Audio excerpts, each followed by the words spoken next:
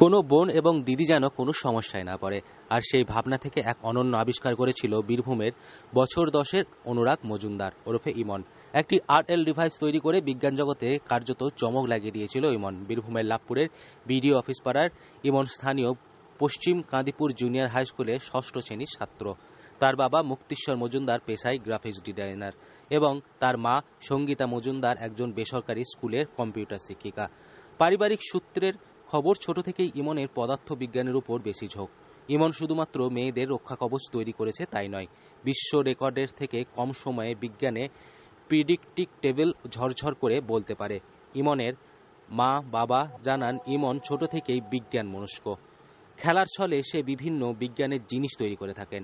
প্রসঙ্গত, কয়েক বছর আগে ছোট্ট ইমন অণু পদার্থবিজ্ঞানের বিভিন্ন অণুর ধারণাকে কাজে লাগিয়ে শিবলিঙ্গের আকৃতির চার্ট তৈরি করে বীরভূমের আহমদপুরে একটি জনসভায় প্রধানমন্ত্রী। So there are two types of IoT device, mobile application, two types of mobile application and one web application.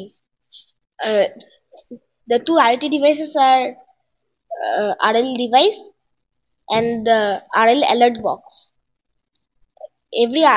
Every police station has the RL alert box, and every victim will have the RL device. There are two mobile applications, the RL Rakshak mobile app and the Rutulabhya mobile app. The Rutulabhya mobile app is optional and is used to gather information about the victim. The victim can give their information in there, and the RL Rakshak mobile app is used by the security personnel to rescue the victim. Narendra মোদীর হাতে তুলে দিয়ে স্বীকৃতি লাভ করেছিল। এরপরে Asiatic সোসাইটির আয়োজিত কর্মশালায় কনিষ্ঠতম অংশগ্রহণকারী হিসাবে প্রদীপ প্রজ্বলন করে। পাশাপাশি বিজ্ঞান বিষয় নিয়ে 8ম থেকে দ্বাদশ শ্রেণীর ছাত্রছাত্রীদের সামনে নিজের বক্তব্য রাখে।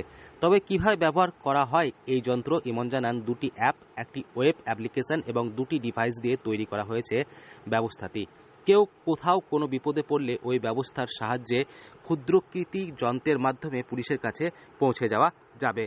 ব্যবস্থাপনার মধ্যে দুটো আইওটি ডিভাইস আছে, একটি ওয়েব অ্যাপ্লিকেশন আছে আর দুটো মোবাইল অ্যাপ্লিকেশন আছে।